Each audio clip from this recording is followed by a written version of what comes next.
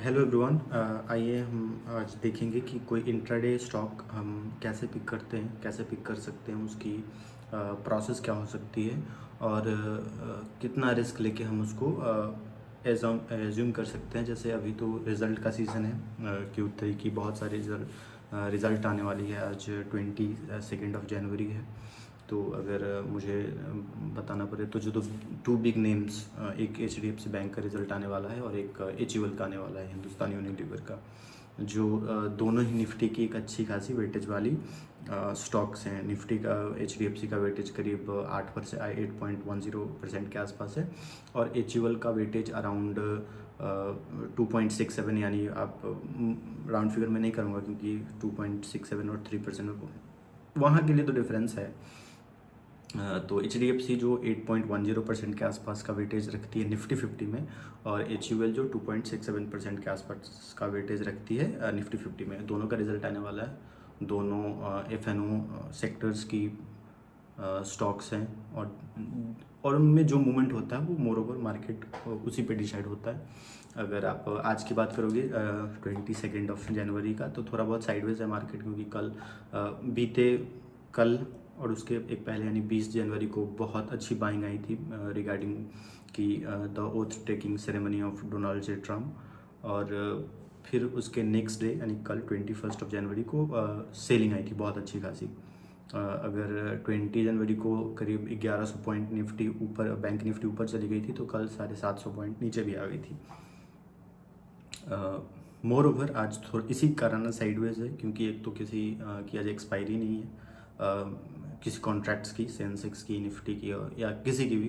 अब तो दो ही बचे हैं, दोनों एक्सचेंज के पास, BSE के पास सेंसेक्स और NSE के पास निफ्टी 50 की बची है। कल है निफ्टी 50 की एक्सपायरी, तो मोर ओवर क्वाइट पॉसिबल कि आज साइडवेज एक्शन होगा। एज ऑफ नाउ मैं अभी करीब 11 बज रहा है दिन का, और क्योंकि कल निफ्टी की एक्सपायरी है तो हो सकता है कि जो पूरा एक्शन आज बहुत कम चीज़ें देखने को मिले और कल एक भरपूर एक्शन आपको देखने को मिलेगा। कमिंग बैक टू टॉपिक, एक कि how to select stock for intraday, कि इंट्राडे में अगर ट्रेड करना है तो स्टॉक कैसे सेलेक्ट कर सकते हैं, क्योंकि थाउजेंड्स ऑफ स्टॉक्स है, तो करीब 6000 के आसपास स्टॉक्स हैं एंड ऑल। तो आप उनमें से किन को सेलेक्ट करोगे? कुछ हैवी वेटेज हैं, मारुति, MRF वगैरह, तो आप उनको ऑब्वियस सा बात नहीं सेलेक्ट कर पाओगे। 16,000 17,000 के एक एक स्टॉक्स हैं। मारुति का तो more than lakh and something है, 1.25 लाख के आसपास का एक शेयर है। तो मैं उनकी बात नहीं कर रहा MRF की या मारुति की, मैं बात कर रहा हूँ कि एक नॉर्मल प्रोसेस में आप इंट्राडे के लिए कोई स्टॉक कैसे सेलेक्ट करते हो। So the first process will be कि आप पहले कोई इंडेक्स चूज़ करते हो कि मैं किस में स्टेप इन करने वाला हूँ। मैं BSE में जाने वाला हूँ, मैं NSE में जाने वाला हूँ, यानी मैं सेंसेक्स में अपना ध्यान लगाऊंगा, या मैं बैंक एक्स में अपना ध्यान लगाऊंगा। और जो NSE के अंदर आती है, नेशनल स्टॉक एक्सचेंज के अंदर, अमूमन जितनी, आई थिंक मैक्सिमम लोगों को जो पता होगा वो BSE का सेंसेक्स और NSE का निफ्टी या बैंक निफ्टी, अगर थोड़ा बहुत फाइनेंशियल आपको नॉलेज होगा या बैकिंग होगा। अपार्ट फ्रॉम दैट बहुत चीज़ें हैं, फिन निफ्टी है, मिड कैप निफ्टी है, निफ्टी 100 है, निफ्टी 500 है, वो एडिशन होते चला जाता है। सो द फर्स्ट प्रोसेस है कि आप सेलेक्ट करते हो कि मुझे किस एक्सचेंज में ट्रेड करना है। सपोज आपने सेलेक्ट किया कि I will trade in Nifty, NSE में ट्रेड करूँगा मैं, और मैंने चूज़ किया है NSE 50 यानी निफ्टी 50 का मैंने चूज़ किया है। तो उसमें भी बाइफर्केशंस है, वो मैं सिस्टम पे कैरी फॉरवर्ड करूँगा टॉपिक को। तो आइए देखते हैं कि निफ्टी 50 के अंदर कैसे पर्टिकुलर डे में पर्टिकुलर स्टॉक को ट्रैक करते हैं या उसको सेलेक्ट कर सकते हैं फॉर इंट्राडे ट्रेडिंग, एक फिक्स SL के साथ एक अच्छे टारगेट के लिए, कि ये चीज़ें कैसे होती हैं। तो बेसिकली इंट्राडे के लिए दो प्रोसेस हैं। एक है कि आप प्री मार्केट स्टडी करते हो कि कल के डेट में किस स्टॉक में क्या मूवमेंट आ सकता है। एक है कि आप चार्ट वगैरह देख सकते हो, आप किसी भी स्क्रीनर में जा सकते हो कि मैं यहाँ चेक करता हूँ कि टेक्निकल वे में कौन सा डेथ क्रॉसओवर बना रहा है, कौन सा गोल्डन क्रॉसओवर बना रहा है। ये क्या है डेथ क्रॉसओवर, गोल्डन क्रॉसओवर, वो मैं अगर बताऊंगा तो वीडियो बहुत लंबा हो जाएगा। इट लाइक फिर वो क्लास टाइप का वीडियो हो जाएगा। बट अगर आपको थोड़ा बहुत आइडिया होगा तो आप ये जानते हो कि जब हम दो ईमेल लगाते हैं और वो एक दूसरे को अगर नीचे से कट करता है मूविंग एवरेज, तो हम उसको बोलते हैं कि डेथ क्रॉसओवर है या गोल्डन क्रॉसओवर है। बाकी अब फंडामेंटल वाइज भी जा सकते हो कि बेस्ट क्वार्टरली रिजल्ट किसका आया है, नेगेटिव वर्किंग कैपिटल किसका है, क्योंकि अभी रिज़ल्ट का सीज़न है तो ये चीज़ें अच्छी काम कर सकती है। जैसे यहाँ अगर मैंने सेलेक्ट किया है कि बेस्ट क्वार्टरली रिज़ल्ट, तो यहाँ आपको दिख रहा होगा कि इसमें जो नाम्स आई हैं वो नेस्ले है, ट्रेंट है, हिंदुस्तान जिंक है। तो ये है प्री मार्केट का कि आप यहाँ आपने यहाँ किया, फिर आप यहाँ से इसके चार्ट पे गए। अगर आपको यहाँ दिख रहा हो सम काइंड ऑफ कि आपके अकॉर्डिंग कि हाँ यहाँ मुझे एक इसमें कोई मूवमेंट नज़र आ सकता है, तो आप उसके अकॉर्डिंग ट्रेड प्लेस कर सकते हो। और दूसरा है, जैसे यहाँ आप दिख रहा होगा कि ये ना एक साइडवेज रेंज में है, यानी एक यहाँ से यहाँ तक और नीचे ये लेवल में था, तो ये कंटिन्यू यहीं मूव कर रहा है। इसकी जो मूवमेंट है वो ऑलमोस्ट इसी रेंज में है। आपको दिखेगा कि 17 तारीख से ये ऐसे ही मूव कर रहा है, यानी ऊपर के लिए ये और नीचे के लिए ये रेंज, यानी ये कल आई थी सेलिंग, क्योंकि कल मार्केट में बहुत बियरिश मार्केट था और बहुत सेलिंग आ गई थी। तो ये आपको दिख रहा है कल के कारण। अदरवाइज़ अगर आप ओवरऑल देखोगे तो ये आपको एक साइडवेज वे में दिख रहा है, ठीक है।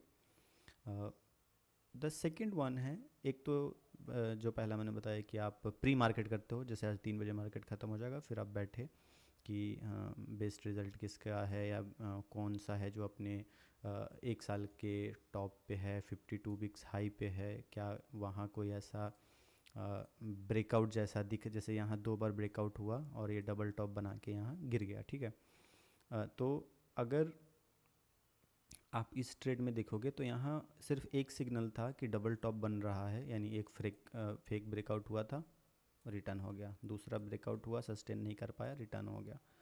बट अदर कोई भी चीज़ अगर आप डालते हो फॉर कंपैरिजन, जैसे बहुत लोग एज एनालिसिस ईए में डालते हैं, ठीक है, 9 और 15 का, या आप वी वैप यूज़ करते हो, वॉल्यूम वेटेड एवरेज।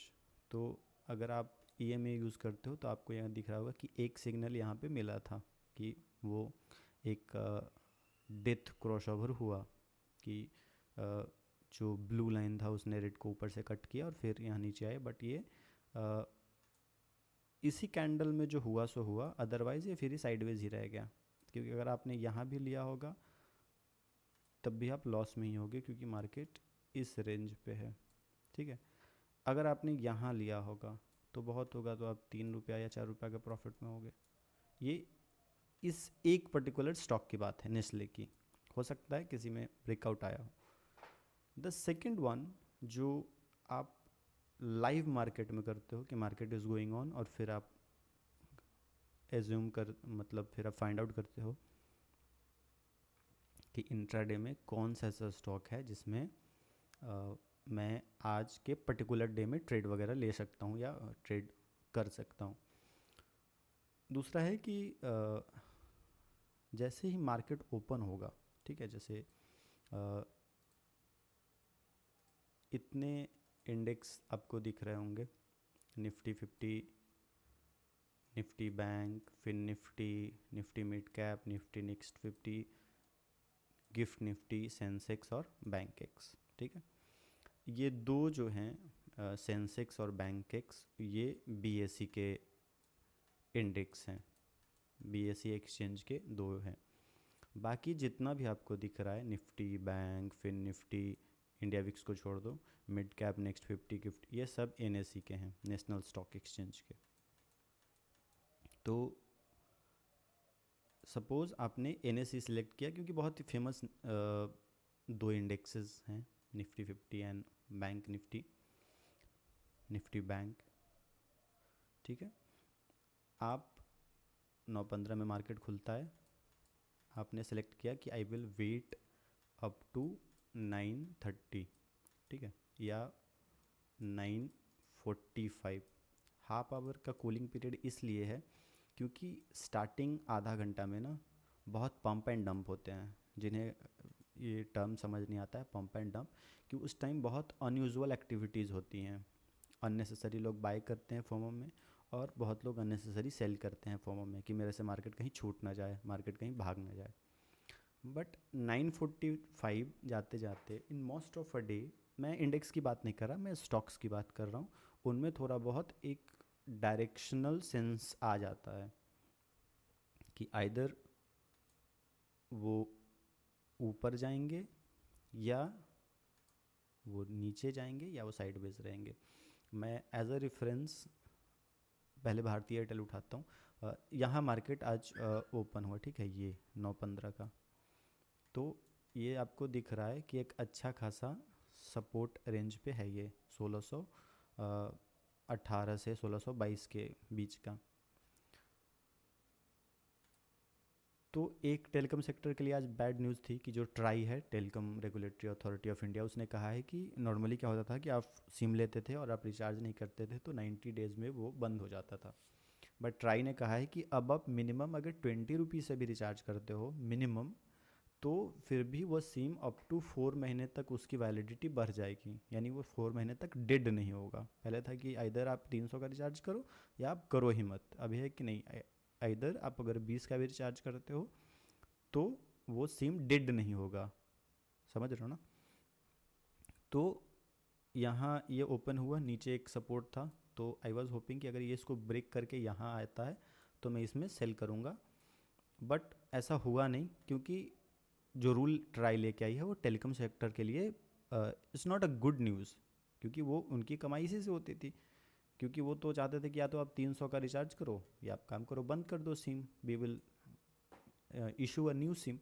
बट अब उनको एक्स्ट्रा डाटा फीड करके रखना होगा, एक्स्ट्रा डाटा उनको ढोना पड़ेगा, तो बैड न्यूज़ थी। तो 9:15 का ये कैंडल है, 9:20 का ये, 25, 30, 35, 40, 45। यहाँ आपको भी दिख रहा होगा कि फर्स्ट कैंडल में तो मूवमेंट आया है, उसके बाद ये एक रेंज में है। तो एनीबडी कैन से कि ये साइडवेज है। साइडवेज उस टर्म को बोलते हैं जब मार्केट जो है वो एक रेंज में घूम रहा है, जैसे ऊपर के लिए 1642 और नीचे के लिए 1632, यानी 10 रुपया में ही ये पिछले, अभी 12 बजने वाला है, यानी पिछले 2 घंटे से ये इसी रेंज में घूम रहा है, ठीक है। तो ऐसे मार्केट में हम कैसे सेलेक्ट करेंगे कोई इंट्राडे स्टॉक?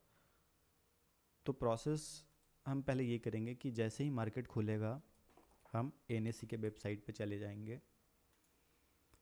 ये नेशनल स्टॉक एक्सचेंज का वेबसाइट है, और हम मार्केट डाटा में जाएंगे जो एकदम लाइव अपडेट होते रहता है, ठीक है, लाइव अपडेट होते रहता है। ये निफ्टी के जितने इंडिसेस हैं उनका डाटा है, उनमें क्या मूवमेंट आ रहा है, उनमें क्या चेंजेस आ रहा है, वो इसी में हम डेरिवेटिव, हम हर सेक्शन का ना एक डाटा चेक कर लेंगे कि मार्केट कैसा मूव कर रहा है, ठीक है।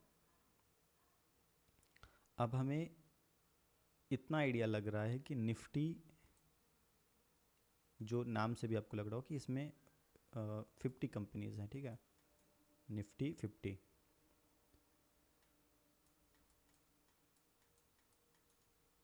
निफ्टी 50 है, ठीक है।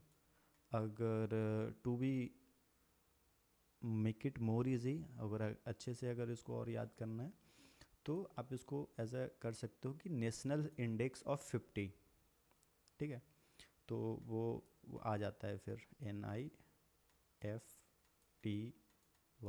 National index of 50। तो निफ्टी में टॉप की 50 कंपनियां हैं। पहले देख लेते हैं कि वो कौन सी का 50 कंपनियां हैं टॉप की। ये हैं वो टॉप की 50 कंपनियां जो निफ्टी में हैं। और सेक्टर वाइज उनका बाइफर्केशन ऐसा है, जैसे आईटी में ऐसा नहीं है कि 5 ही कंपनीज़ हैं, बट आईटी की जो टॉप 5 कंपनीज़ हैं वो निफ्टी में हैं, चाहे वो टीसीएस हो, एचसीएल हो, इन्फोसिस हो, विप्रो हो, टेक महिंद्रा हो, and so on. Financial services में इतनी कंपनीज़ हो जाएंगी, एफएमसीजी में ये कंपनीज़ हैं, ऑटोमोबाइल में ये कंपनीज़ हैं, हेल्थ केयर में ये कंपनीज़ हैं, ऑयल एंड गैस कंज्यूमर्स में ये कंपनीज़ हैं। अब इनका वेटेज कितना है? निफ्टी आईटी का निफ्टी में 9% के आसपास वेटेज है, शायद इसका 13% है, फाइनेंशियल सर्विस का 13%, उसका 9% है, और ऐसे करके ये टोटल 50 कंपनीज़ हैं इसमें। टोटल 50 कंपनीज़ हैं जो निफ्टी 50 में हैं, ठीक है। तो हम क्योंकि निफ्टी में इंट्राडे ट्रेड उठा रहे हैं, तो हम देखेंगे कि पहले कौन सा सेक्टर कैसा मूव कर रहा है। ये जो नंबरिंग आपको दिख रहे होंगे 1 2 3 4, ये सेक्टर है, ठीक है। जैसे first sector is information technology, the next one is financial services, फिर एफएमसीजी, ऑटो, और ऐसे करके टोटल अप्रॉक्स 15 हैं, 12 इधर हैं और ये 3 capital good, construction and telecommunication. तो हम देखेंगे कि कौन सा सेक्टर आज कैसा मूव कर रहा है, सेक्टर्स का मूवमेंट क्या है। तो हम यहाँ इंडेक्स मूवर्स में आ जाएंगे। ये वो टॉप 50 स्टॉक हैं जिनका भी मैं बात कर रहा था, इन्फोसिस, टीसीएस, विप्रो।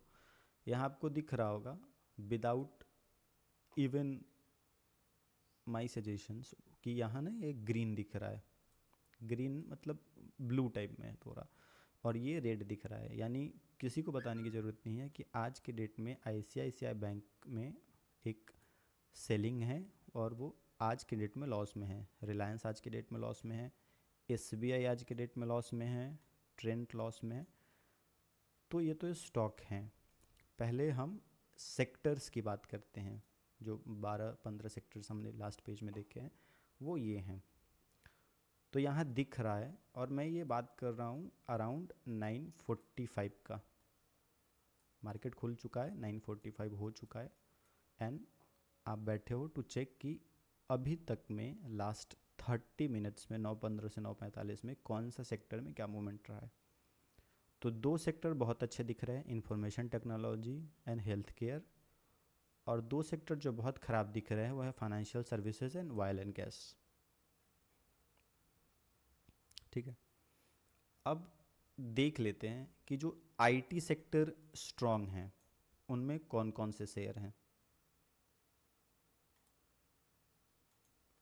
जो आईटी सेक्टर स्ट्रॉन्ग हैं उनमें ये शेयर है TCS, HCL, Infosys, Wipro, Tech Mahindra, ठीक है।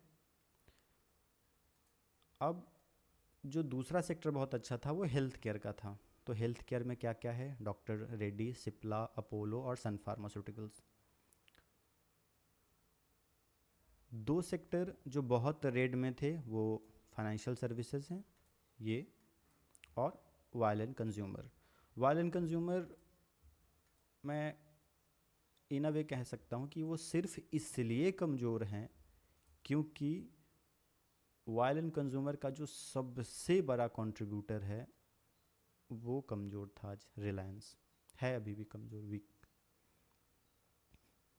और दूसरा था फाइनेंशियल सर्विसेज, मैंने बताया ही आज एचडीएफसी का रिज़ल्ट आने वाला है, ठीक है। और कंज्यूमर मार्केट में हिंदुस्तानी यूनिलीवर का रिज़ल्ट आने वाला है, एचयूएल का, एफएमसीजी में। तो बैंकिंग सेक्टर डाउन था, financial services, oil and gas sector down था, IT sector up, and health care sector up. अब अगर आप स्टॉक में ट्रेड करना चाहते हो तो आप यहाँ से एक पर्टिकुलर कंपनी को उठा सकते हो।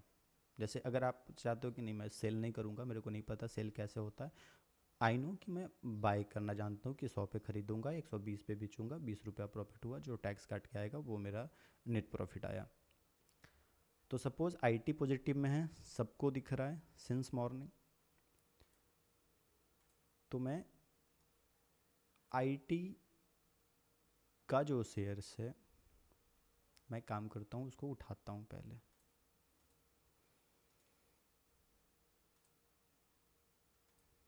यहाँ मैं आ जाता हूँ निफ्टी आईटी में ये 6 दिख रही हैं, विप्रो, टेक महिंद्रा, वो विप्रो का फ्यूचर्स है, टेक महिंद्रा, विप्रो, इन्फोसिस, एचसीएल और टाटा कंज्यूमर। अब ये हम चेक करेंगे कि निफ्टी आईटी में सबसे ज़्यादा वेटेज किसका है। तो आपको अगर डाटा पता हो तो सबसे ज़्यादा जो वेटेज है वो इन्फोसिस का है, जो करीब 4.67% का है। निफ्टी की मैं बात कर रहा हूँ। सबसे ज़्यादा रिलायंस का है 12% के मतलब 12.5%, 12.5%। फिर एचडीएफसी का आता है 8% के आसपास, और उसके बाद फिर आता है रिलायंस का। अगर मैं 1 मिनट दिखा ही देता हूँ, निफ्टी के जो फर्स्ट 4 हैं इंडेक्स, वो आपको दिखेंगे। ये रिलायंस का आज का चार्ट है और ये इनका वेटेज है, जो परसेंटेज आपको दिख रहा है ऊपर लिखा हुआ, ये इनका वेटेज है निफ्टी में 12.86, एचडीएफसी का 8.10, इन्फोसिस का 7.69, 7.66 और आईसीआईसीआई बैंक का 6.90। सिमिलरली तो हम आईटी की बात कर रहे थे, तो हमारा पहला स्टॉक होगा इन्फोसिस 9:45, ये टाइम याद रखिएगा, ठीक है, क्योंकि हम उसके बाद ही एनालाइज कर रहे हैं, तो हमारा जो भी बेंचमार्क होगा टाइम का वो 9:45 में होगा। और दूसरा कौन सा स्टॉक था? दूसरा था एचसीएल, इन्फोसिस, विप्रो, टेक महिंद्रा। तो हमने एक उठाया इन्फोसिस, दूसरा हम उठाएंगे टीसीएस, विप्रो या टेक महिंद्रा, क्योंकि आप हर स्टॉक में नहीं घुस सकते हैं पूरा। अगर सेक्टर ग्रीन है, so you can not enter in every stock. तो इधर आप इन्फोसिस में एंटर कर सकते हो और टीसीएस में कर सकते हो। अगर सजेशन देना हो मुझे तो आई विल गिव कि आप इन्फोसिस में करो, फॉर अ रीज़न कि इन्फोसिस का वेटेज ज़्यादा है, 7.66 है, और टीसीएस का वेटेज कितना है? टीसीएस का वेटेज है 4.91%। तो ऑब्वियस सा बात है कि इन्फोसिस जो 6 पॉइंट समथिंग के आसपास है, हम उसमें देखेंगे कि निफ्टी आईटी सेक्टर पॉजिटिव है। मैंने 2 स्टॉक्स उठाए हैं, one is Infosys, other one is TCS. Suppose मैं यहाँ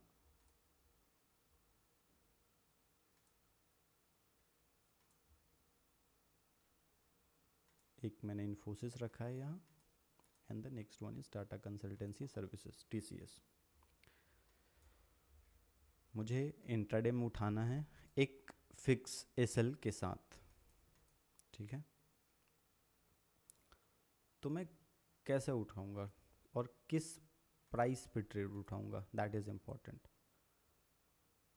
मुझे ये दिख रहा है कि ये यहाँ खुला है, सेक्टर पॉजिटिव है, तो मैं यहाँ तो नहीं उठाऊंगा, मैं यहाँ भी नहीं उठाऊंगा क्योंकि ये साइडवेज हो गया है।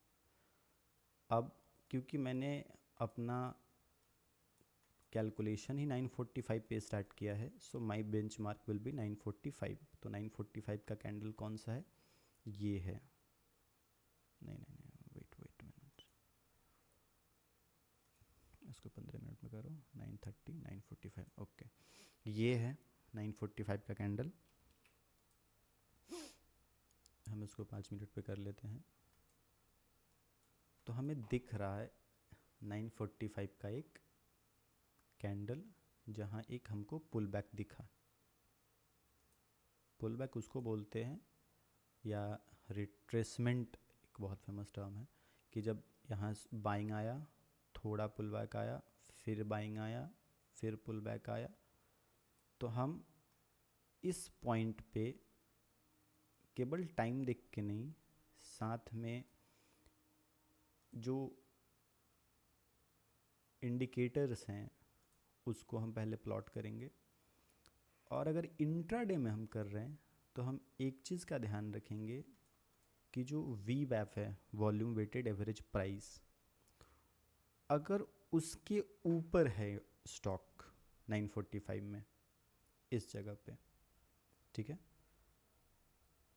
तो हम वहाँ परचेज़ करेंगे। कितना के साथ कि हमने यहाँ परचेज़ किया है, सपोज़ मैंने 10 पॉइंट माना है कि मैं आउट हो जाऊँगा ईएमए के अकॉर्डिंग, क्योंकि मार्केट ईएमए को सपोर्ट कर रही है। ये जो ब्लैक वाला दिख रहा होगा वो 9 ईएमए है। तो मैं एक बहुत मिनिमम रिस्क लेके कि मैं कम करूँगा 9 ईएमए पे रख के, या इस बेस के पास, क्योंकि हमें दिख रहा है कि यहाँ एक अच्छा खासा सपोर्ट दिखा है, 2 बार उसने वहाँ से रिजेक्शन लिया है, तो मैं एक यहाँ ड्रॉ करके मैं 6 पॉइंट का एसएल यहाँ डालूँगा, ठीक है, कि अगर मेरे अगेंस्ट चला गया तो ठीक है, मैं पर शेयर 6 रुपया दे दूँगा। और कभी भी 1:2 और 1:3 के आगे सोचना भी नहीं चाहिए। अगर आप इस उम्मीद में हो कि मैं यहाँ पर करता और मैं यहाँ निकलूँगा, तो that will not be humanly possible, क्योंकि आपको कोई पता नहीं है कि ये रियली में ऐसा ही मूव करने वाला है, क्योंकि आप भी एक एजम्पशंस पे कर रहे हो। So accept reward and risk in a proportional manner, कि ठीक है, अगर गया तो 5, आया तो आइदर 10 या 15 या 18 या 15, 1:3 हो जाएगा, 5 रुपया दे के 15 रुपया, तो 1:3 हो जाएगा। तो अगर आप यहाँ भी परचेज़ करते इस प्राइस पे 1825 पे, और आप अपना एसएल यहाँ रखते 1820 पे, तो आपका टारगेट इजीली हो जाता अचीव इंट्राडे के लिए। क्यों? क्योंकि आईटी सेक्टर आपको भी दिख रहा था कि एक बूम पे है, आईटी सेक्टर ग्रो कर रहा है, आईटी सेक्टर बढ़ रहा है, आगे जा रहा है। और जैसे ही मुझे दिखा कि ये मेरे लिए 5 पॉइंट मूव कर गया, तो मेरा जो एसएल था मैं उसको कॉस्ट पे ले आऊँगा कि okay, now I am not accepting any loss. अगर ये यहाँ से रिवर्स भी हो जाता, अगर ये यहाँ से रिवर्स भी हो जाता, तो मेरा एसएल यहाँ हिट हो जाता और मैं एग्ज़िट कर जाता। एक टर्म होता है ब्रेक इवन, ब्रेक इवन मतलब नो प्रॉफिट नो लॉस, कि कॉस्ट टू कॉस्ट जिसको भी बोलते हैं। सेम चीज़ टीसीएस में भी था, या एक इंडेक्स मैंने दिखा दिया। अब मैं कोई ऐसा इंडेक्स दिखाता हूँ, ऐसा स्टॉक दिखाता हूँ जिस, क्योंकि ये तो बुलिस का मैंने दिखाया कि उसमें बाइंग हो रही थी। एक इंडेक्स जिसमें आपको दिख रहा हो कि फाइनेंशियल सर्विसेज का है और आज बेयरिश है, इसमें सिर्फ बिकवाली आ रही है, इसमें सिर्फ खरीदारी हो रही है और इसमें सिर्फ बिक्री हो रहा है। इनका क्या करना है? ये कैपिटल गुड्स, मेटल, माइनिंग, ये न्यूट्रल हैं, इनमें कुछ नहीं करना है, इनको बस ऑब्जर्व करना है, इनमें कुछ नहीं करना। करना इन्हीं में है जिनमें या तो प्लस मूवमेंट है यानी वो आगे बढ़ रहे हैं, या जिनमें माइनस मूवमेंट है यानी वो पीछे आ रहे हैं। तो एक फाइनेंशियल सर्विसेज का कोई स्टॉक लेते हैं, सपोज़ फाइनेंशियल सेक्टर में, फिर मैं दिखा दूं कि फाइनेंशियल सेक्टर में निफ्टी में ऐसे बहुत कंपनीज़ हैं। सेंट्रल बैंक है, बहुत सेंट्रल बैंक हो जाएगा, और बहुत सारे बैंक हो जाएंगे, आईडीबीआई एंड ऑल। बट जो निफ्टी में बड़े प्लेयर्स हैं, यानी जो बड़ी बैंक्स लिस्टेड है, वो axis, IndusInd, SBI, HDFC like, Bajaj Finserv, Shriram finance, Kotak, Bajaj, SBI, ICICI and HDFC, ठीक है। तो हमें दिख रहा है फॉर इंस्टेंस कि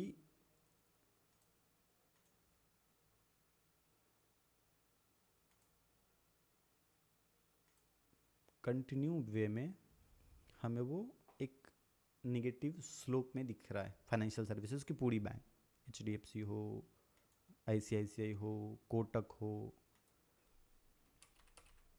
और अगर आपको उसकी कितनी वेटेज है, आप थोड़ा वीडियो पीछे करोगे तो आपको पता भी लग जाएगा कि ICICI की कितनी है, अराउंड 6.90% के आसपास है।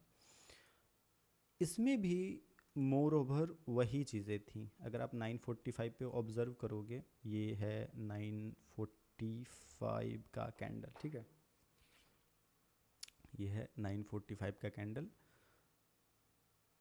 यहाँ हमें दिख रहा है कि फाइनेंशियल सेक्टर जो पूरा है वो लैग हो रहा है, मतलब वो बेयरिश है, उसमें सेलिंग आ रहा है।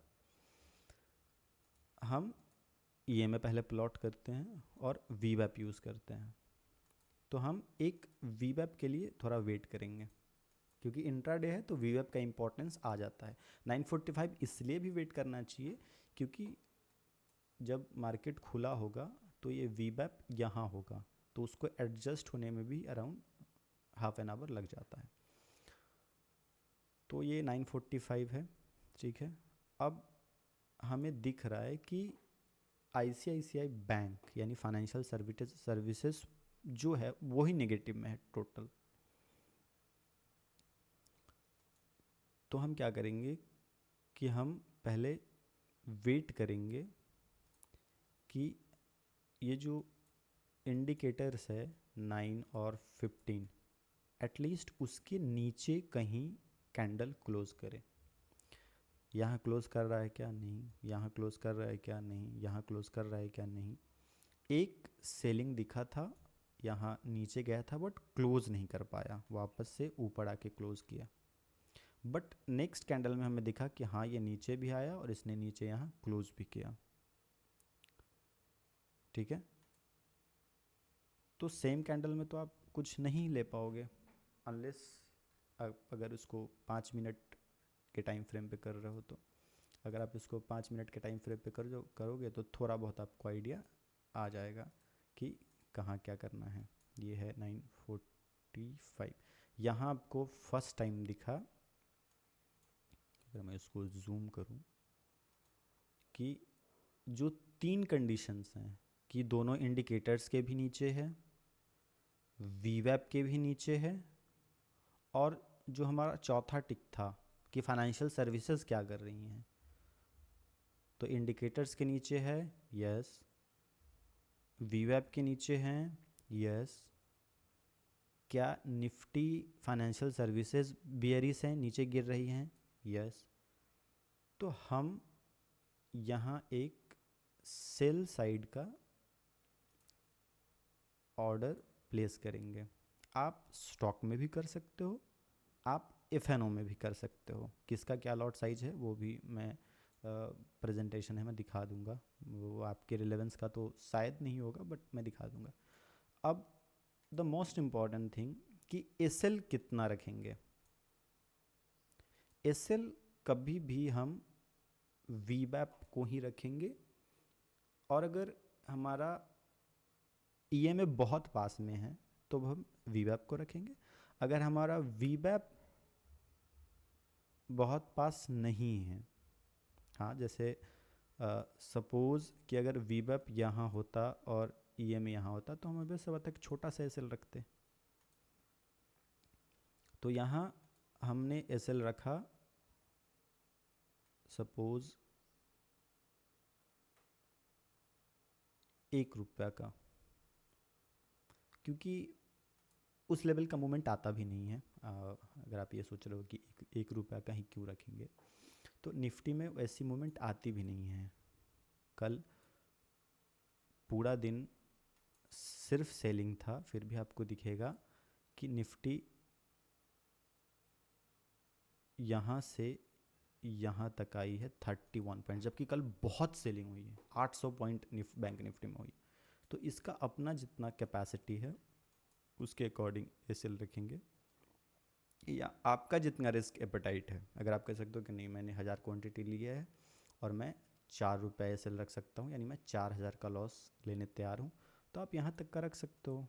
बट फिर टारगेट वो 16 पॉइंट का, I don't think so in a normal day जानते हो कि आज मार्केट साइडवेज है, सेक्टर भले वो नेगेटिव है, कि आपको वो उतना मिल पाएगा। तो सपोज़ आपने यहाँ 2 रुपये का रखा एसएल, 1 रुपये का रखा है एसएल, और the risk reward will be 1:3 और 1:5। अब बाद में अब इसको ट्रेल कर सकते हो कॉस्ट पे ला के, फिर इसको नीचे ला के, एंड वो अलग चीज़ है। सो इंट्राडे में द मोस्ट इम्पॉर्टेंट है एक patience, the second one is timing. अगर आप पेशेंस में आके पहले इंटर कर जाते हो कि अरे नहीं 9:45 मतलब 9:45 मैं यहाँ इंटर कर जाता हूँ, तो फिर यहाँ आपका एसएल वो तुरंत हिट हो जाता। फिर आप ऑब्वियस सा बात है प्रॉफिट की जगह पे आप लॉस बुक करके बैठे होते और रिग्रेट कर रहे होते कि अरे यार या मेरा बिना काम का लॉस हो गया। सो पेशेंस इज़ अ की with a accurate analysis and a proper risk and reward. आप प्रॉफिट में मैं मान सकता हूँ कि आप रुकोगे, ऑल्दो वो होता नहीं है, इतनी पल्पिटेशंस होती है ना कि आप एग्जिट ही कर जाओगे, बट लॉस में आप रुकते हो, वो नॉर्मल साइकोलॉजी है। सो जब ट्रेड लेने के कुछ चेक बॉक्सेस हैं वो जब आपके टिक हो जाएं कि यस ईएमए के नीचे है, वी वैप के नीचे है, एक बहुत लोग आरएसआई वगैरह देखते हैं, अगर आप आरएसआई देखते हो तो आप वो भी आप कंसिडर कर सकते हो। मैं जिस स्टॉक को ले रहा हूँ वो जिस इंडेक्स के अंदर है उसमें क्या मोमेंट है। अगर पता चले कि फाइनेंशियल सर्विसेज में बाइंग आ रही है और आप यहाँ आईसीआई बैंक में सेल कर रहे हो तो आप फंसोगे ही। सो ये मेरी तरफ से था कि इंट्राडे स्टॉक लेते हैं तो क्या करते हैं। सबसे पहले आप मार्केट खुलने का वेट करते हैं, एक आधे घंटे में मार्केट का भी डिसाइड हो जाता है अगर मैं रैप अप करूँ सब चीज़ों को तो। और फिर आप एक OIS प्रोडक्ट्स भी देख सकते हो कि ओपन इंटरेस्ट कितना है। मैं इस पे भी बहुत जल्द वीडियो बनाऊंगा कि OI क्या है, इसका जो बहुत नाम यूज़ हो रहा है ओपन इंटरेस्ट। और OI यहाँ दिख सकता है, जैसे निफ्टी में आज कल जब मार्केट बंद हुआ था तो 1 करोड़ के आसपास का OI था, ठीक है। आज 1,20,00,000 है, यानी आज की डेट में कितना चेंज हुआ, 19,70,773। बट ये इंडेक्स का है, आप यहाँ से स्टॉक में भी देख सकते हो कि किस में कितना अच्छा मूवमेंट है और वो स्टॉक पर्टिकुलरली किस सेक्टर्स के अंदर है और उस सेक्टर्स में मूवमेंट कैसा है, उसके अकॉर्डिंग एक प्रॉपर रिस्क रिवार्ड के साथ आप ट्रेड कर सकते हो। और डू कंसीडर कि आपका अगर सपोज एजम्पशन गलत होता है, लॉस भी होता है, तो वो बड़ा नहीं होना चाहिए, वो एक लिमिटेड वे में होना चाहिए। And it's a market, profit and loss is a part of a game. आपका एनालिसिस जस्ट लाइक अगर आप क्रिकेट खेलते होगे तो जैसे आप एज्यूम करते हो कि यॉर्कर आ गया bouncer, sometimes you get right, sometimes you don't. So it's all about analysis, it's all about a good risk and reward ratio. That's all from today. मैं कोशिश करूँगा कि मैं इसको कंटिन्यू करूँ और जो नेक्स्ट वीडियो में बनाऊँगा वो OI पे बनाऊँगा कि ओपन इंटरेस्ट जिसको लेकर बहुत बात होती है वो क्या होता है, वो कैसे काम करता है एंड चीज़ें कैसे होती हैं। Thank you.